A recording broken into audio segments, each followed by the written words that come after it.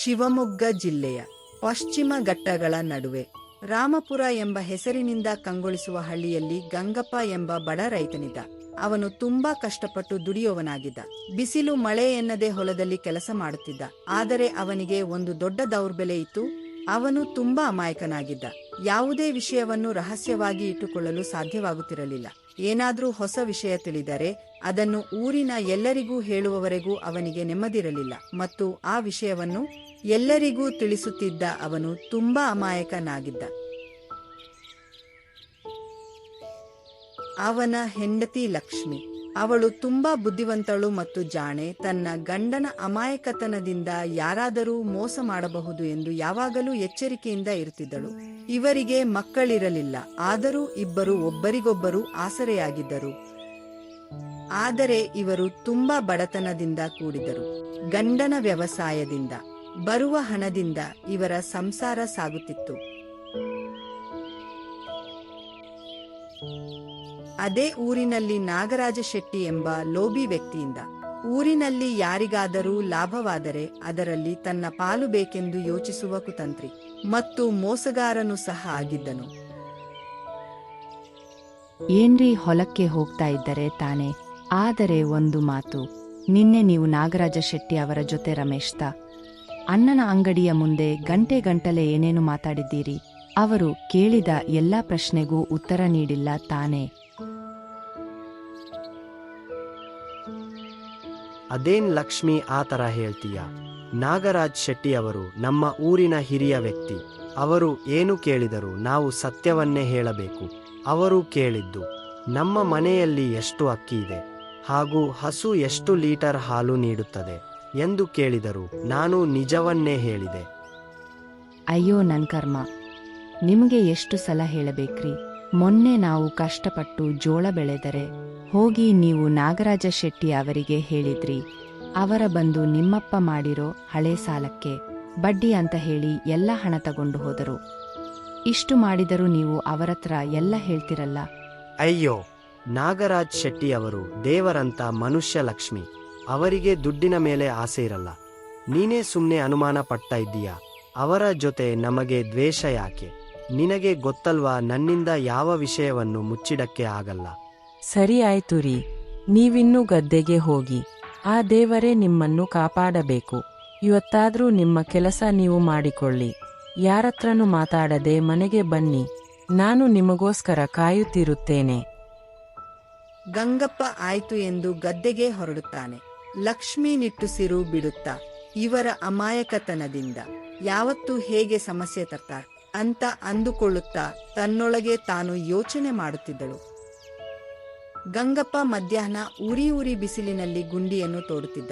ಅಕಸ್ಮಾತಾಗಿ ಒಂದು ಜೋರಾದ ಶಬ್ದ ಕೇಳಿ ಬಂದಿತ್ತು. ಗಂಗಪ್ಪ ಆದರೂ ಆಶ್ಚರ್ಯದಿಂದ ಇನ್ನಷ್ಟು ಆಳಕ್ಕೆ ಗುಂಡಿಯನ್ನು ತೋಡುತ್ತಿದ್ದ.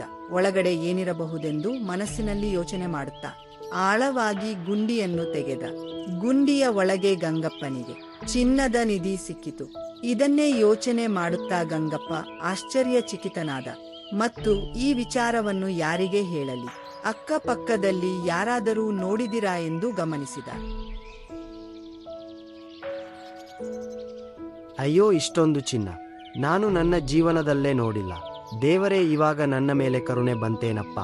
ಇವಾಗ ನನ್ನ ಕಷ್ಟ ಎಲ್ಲ ದೂರ ಆಗುತ್ತೆ ಎಂದು ಸುತ್ತಮುತ್ತ ನೋಡಿ ಅದೇ ಬಂಗಾರವನ್ನು ಭೂಮಿ ಒಳಗೆ ಮತ್ತೆ ಮುಚ್ಚಿಟ್ಟು ಬಿಡೋಣ ಅಂದುಕೊಳ್ಳುತ್ತಾನೆ.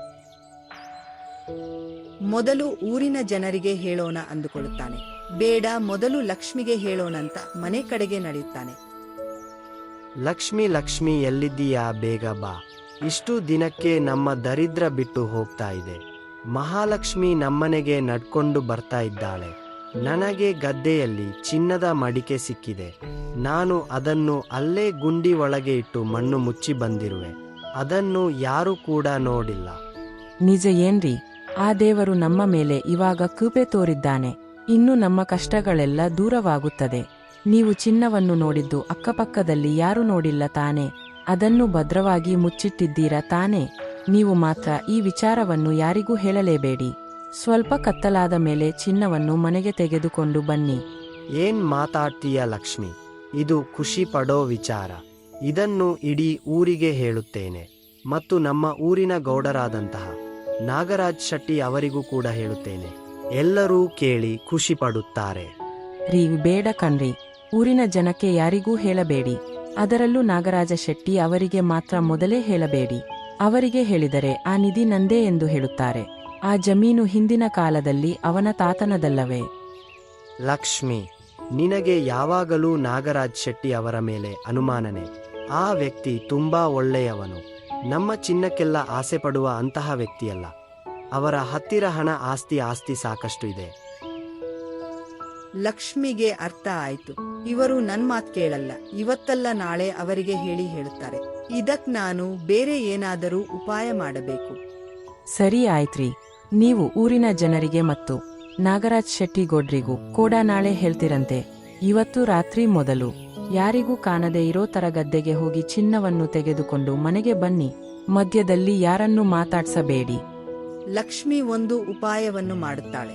ಇವರತ್ರ ಈ ನಿಜ ಮಾತ್ರ ಉಳಿಯಲ್ಲ. ಇವರು ಊರಿನ ಜನಕ್ಕೆ ಹೇಳಿದರೂ ಅವರು ನಂಬಬಾರದು.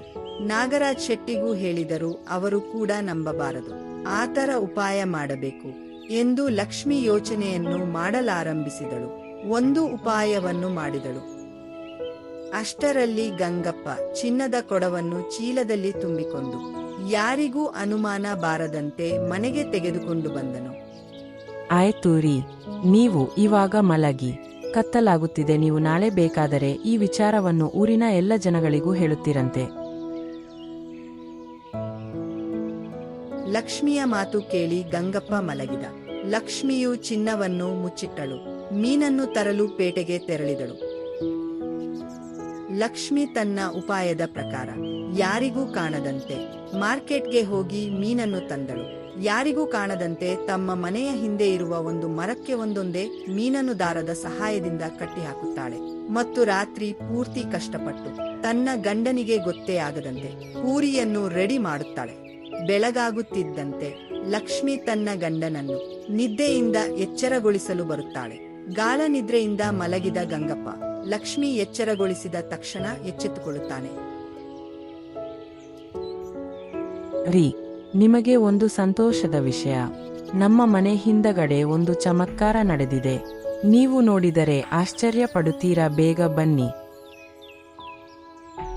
ಹೆಂಡತಿಯ ಮಾತು ಕೇಳಿದ ಗಂಗಪ್ಪ ಆಯ್ತು ಎಂದು ಹೆಂಡತಿಯ ಹಿಂದೆ ನಡೆಯುತ್ತಾ ಮನೆ ಹಿಂದಗಡೆ ಬರುತ್ತಾರೆ. ಲಕ್ಷ್ಮಿ, ಏನಿದು ಪರಮಾಶ್ಚರ್ಯ! ನಾನು ನೋಡುತ್ತಿರುವುದೆಲ್ಲ ನಿಜಾನ? ಪೂರಿಯ ಮಳೆ ಸುರಿದಿದೆ. ಇದನ್ನು ನಾನು ನನ್ನ ಜೀವನದಲ್ಲೇ ಯಾವತ್ತೂ ನೋಡಿಲ್ಲ. ಮರದಲ್ಲಿ ಮೀನುಗಳು ಬಿಟ್ಟಿದ್ದಾವೆ. ಇದನ್ನೆಲ್ಲ ನೋಡಿದರೆ ದೇವರು ನಮಗೆ ಏನು ಅದೃಷ್ಟದ ಬಾಗಿಲನ್ನು ತೆಗೆಯುತ್ತಿದ್ದಾನೆ.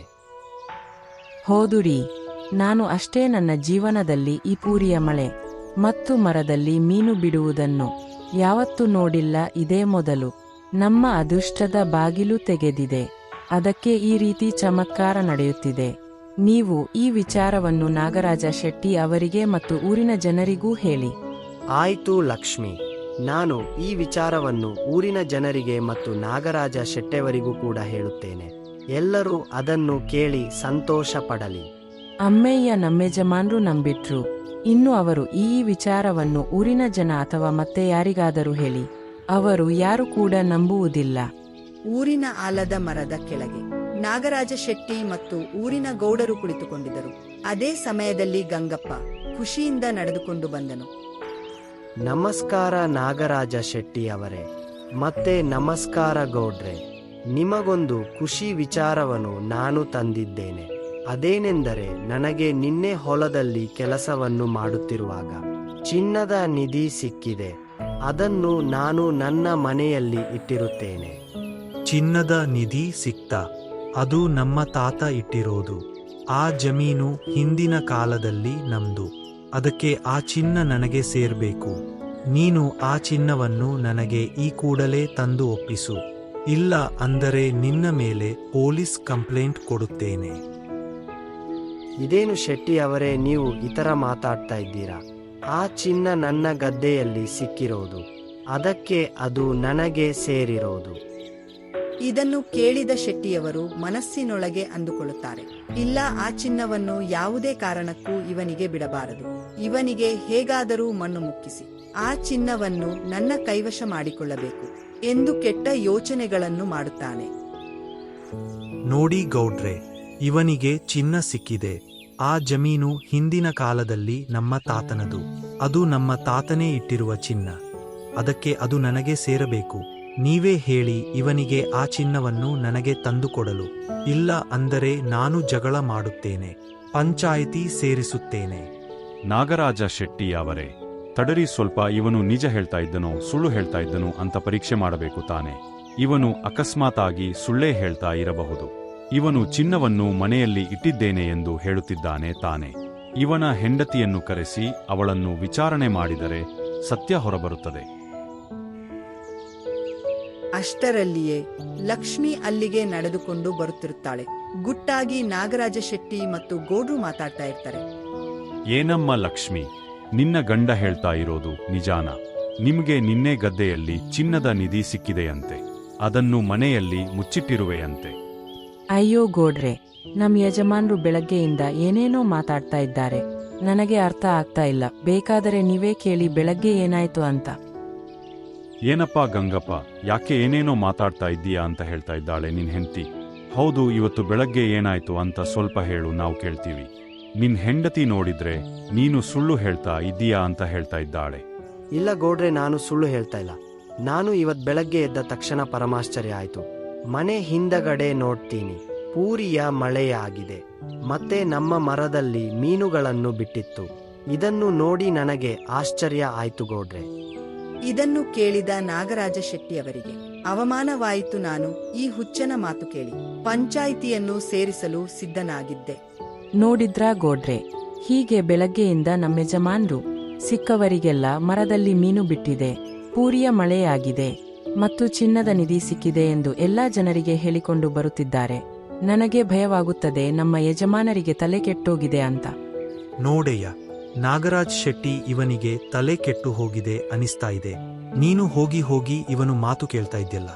ಇವನಿಗೆ ಯಾವುದೇ ಬಂಗಾರ ಅಥವಾ ಯಾವುದೇ ನಿಧಿ ಸಿಕ್ಕಿಲ್ಲ. ಇವನು ಸುಮ್ನೆ ಏನೇನೋ ಮಾತಾಡ್ಕೊಂಡು ಓಡಾಡ್ತಾ ಇದ್ದಾನೆ. ಸರಿ ಆಯ್ತು, ಇವನಿಗೆ ತಲೆ ಸರಿ ಇಲ್ಲ ಅಂತ ಅನಿಸ್ತಾ ಇದೆ. ಹೋಗಮ್ಮ, ಇವನನ್ನು ಮೊದಲು ಆಸ್ಪತ್ರೆಗೆ ಕರ್ಕೊಂಡು ಹೋಗು. ಇಲ್ಲಾಂದ್ರೆ ಇನ್ನೂ ಮತ್ತೆ ಯಾರ್ಯಾರಿಗೆ ಏನೇನು ಹೇಳುತ್ತಾನೋ. ನೀವೆಲ್ಲ ಏನ್ ಮಾತಾಡ್ತಾ ಇದ್ದೀರಾ? ನನಗೆ ಎಲ್ಲಾನು ಸರಿಯಾಗಿ ಇದೆ. ನಾನು ಬೆಳಗ್ಗೆ ನೋಡಿದ್ದು ಎಲ್ಲವೂ ನಿಜ.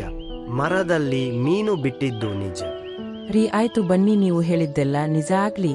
ಬನ್ನಿ, ನಾವು ಮೊದಲು ಮನೆಗೆ ಹೋಗೋಣ, ಆಮೇಲೆ ಬೇಕಾದರೆ ಈ ವಿಚಾರದ ಬಗ್ಗೆ ಮಾತಾಡೋಣ. ಲಕ್ಷ್ಮಿ ತನ್ನ ಗಂಡನನ್ನು ಕರೆದುಕೊಂಡು ಮನೆಗೆ ಹೋಗುತ್ತಾಳೆ.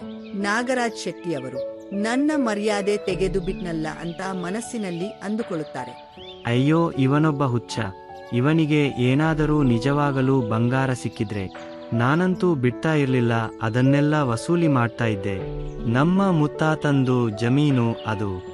ಹೌದು ಬಿಡಿ ನಾಗರಾಜ್ ಶೆಟ್ಟಿ ಅವರೇ, ನೀವು ಬಿಡ್ತಾ ಇರ್ಲಿಲ್ಲ. ಆದರೆ ಏನ್ ಮಾಡ್ತೀರಾ, ಅವನ್ ಹುಚ್ಚ ಎಲ್ಲಾ ಸುಳ್ಳು ಹೇಳಿದ್ದಾನೆ. ನೋಡಿ, ನಾನು ನಿಮಗೆ ಮೊದಲೇ ಹೇಳಿದ್ದೆ, ನೀವು ಊರಿನ ಜನರನ್ನು ಮತ್ತು ನಾಗರಾಜ ಗೌಡರನ್ನು ನಂಬೇಡಿ ಅಂತ. ನೋಡಿ, ಇವಾಗ ಅವರು ನಿನ್ನ ಬಂಗಾರದಲ್ಲೇ ಪಾಲ್ ಕೇಳ್ತಾ ಇದ್ದಾರೆ. ಹೌದು ಲಕ್ಷ್ಮಿ, ನಾನು ಮೋಸ ಹೋಗ್ಬಿಟ್ಟೆ. ಎಲ್ಲರೂ ನಮ್ಮವರು ಎಂದುಕೊಂಡಿದ್ದು ನಂದೇ ತಪ್ಪು. ಆದರೂ ನಾನು ನೋಡಿದ್ದು ಎಲ್ಲ ನಿಜ ತಾನೆ. ಮರದಲ್ಲಿ ಮೀನು ಬಿಟ್ಟಿದ್ದು, ಮನೆಯ ಹಿಂದಗಡೆ ಎಲ್ಲ ಪೂರಿ ಬಿದ್ದಿದ್ದು. ಹೌದು ರೀ, ಅದೆಲ್ಲ ನಿಜ. ಆದರೆ ಅದನ್ನೆಲ್ಲ ಮಾಡಿದ್ದು ನಾನು ನಿಮಗೆ ಗೊತ್ತಾಗದೆ ಮಾಡಿಬಿಟ್ಟೆ. ಯಾಕೆ ಅಂದ್ರೆ ನೀವು ನನ್ನ ಮಾತು ಕೇಳ್ತಾ ಇರಲಿಲ್ಲ. ಎಲ್ಲರಿಗೂ ಹೇಳಕ್ಕೆ ಹೋಗ್ತಾ ಇದ್ರೆ ಅದಕ್ಕೆ ನಾನು ಈ ಉಪಾಯವನ್ನು ಮಾಡಿದೆ. ಅದಕ್ಕೆ ನಮಗೆ ಚಿನ್ನ ಉಳಿಯಿತು. ಲಕ್ಷ್ಮಿ ಮಾಡಿದ ಉಪಾಯದಿಂದ ಮನೆಯಲ್ಲಿ ಬಂಗಾರ ಎಲ್ಲಾ ಉಳಿಯಿತು. ಹಾಗೂ ಮುಂದೆ ಅವರು ಖುಷಿಯಿಂದ ಸಂಸಾರವನ್ನು ನಡೆಸುತ್ತಾರೆ. ಸಂಸಾರದಲ್ಲಿ ಹೆಣ್ಣು ಬುದ್ಧಿವಂತೆ ಆಗಿರಬೇಕು ಎನ್ನುವುದೇ ನೀತಿ ಪಾಠ. ಕತೆ ಇಷ್ಟ ಆದರೆ ಸಬ್ಸ್ಕ್ರೈಬ್ ಮಾಡಿ, ಲೈಕ್ ಮಾಡಿ, ಶೇರ್ ಮಾಡಿ.